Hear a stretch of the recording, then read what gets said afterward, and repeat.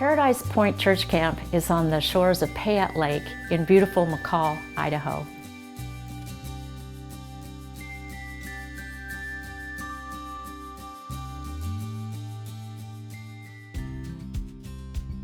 Paradise Point was purchased in 1935, designated as a summer camp and a place for kids to be able to come up and study the Bible and be closer to nature and God. I've told people that I draw a straight line from my camping experience as a youth and my strong involvement at Church Parish as part of the building blocks of who I am as a person and a Christian. I grew up at camp. I was 8 years old in Cabin 8. I was formed at Paradise Point. I went there as a little kid. When I got too old for the youth camps, I volunteered. And then I was one of the ones that helped get Fat Goose Camp started, which is the St. Michael's Family Camp. And so my oldest daughter was there as a 3-month-old. I've been involved with the camp every year since I first attended as a 6-year-old. I was 5 when I first went. You know, parents took me up there before I was even a year old. I definitely look forward to going back to Paradise Point year after year. Just be able to speak to those people who started the camp. Do you know what joy you have given? I really just thank them because it's such a special place. You just know that someone really put really hard work and effort and they really had a passion and a love for what they were doing there. It's the camp that we've grown up with. The cabins are extremely rustic, that everybody has recorded their name and experience on for these many years.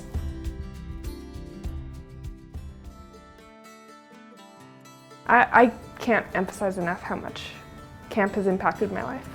We have chapel twice a day. They're actually learning things about the Bible and they're making connections of God and nature. Kind of just be a part of the Episcopal Church, but at the same time have that camper feel to it, having fun.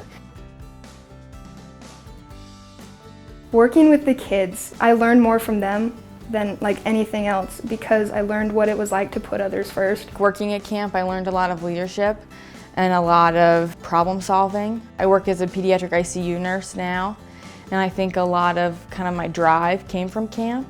I didn't even see myself as a leader. I didn't see how I could make a difference in this world, and when I went there, I found the voice inside myself and I found that I could make a difference in others' lives. Sometimes I go back in my mind and I'm like, oh, what is leadership? What can I do to set a good example? It is the kernel of the spiritual formation of the diocese. It's where it begins, right, in our kids, and it's where it can be sustained through us as we grow up, become adults.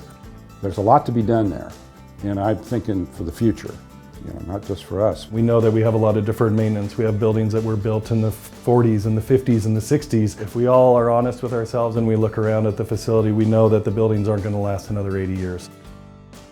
We have weeks where we have to put cots in cabins because there's so many kids. Everybody in that camp shares one bathhouse.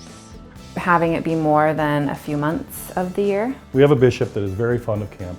We have a leadership team in the Paradise Point Committee that is dedicated to the ongoing success of the mission. As the bishop has said, it's our turn to bring this to the next level by this fund drive. The financial goal of the campaign is to raise up to $3 million, with the first $2 million being for construction and the extra $1 million to give a good start to an endowment.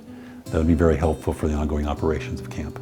It'll allow maybe a longer term camp where we can provide more. If our water lines or electrical lines are too shallow, so we're constantly repairing frozen pipes. Can focus on the lives of our campers and not focus on the leaky pipes.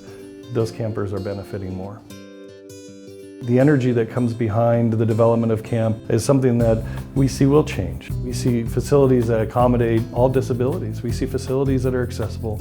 We see facilities that can make a camper feel safer because they're not maybe having to walk from a cabin to the bathhouse in the middle of the night. After the campaign, I think that camp will be teed up to better serve the mission. To not have to focus on construction issues or facility issues or maintenance or deferred maintenance or ovens going out or cars driving through the middle of camp with kids there. I think that it'll be better able to serve the community.